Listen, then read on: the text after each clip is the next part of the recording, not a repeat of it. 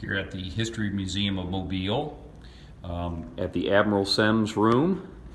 This cannon is a 6-inch smoothbore 32-pounder.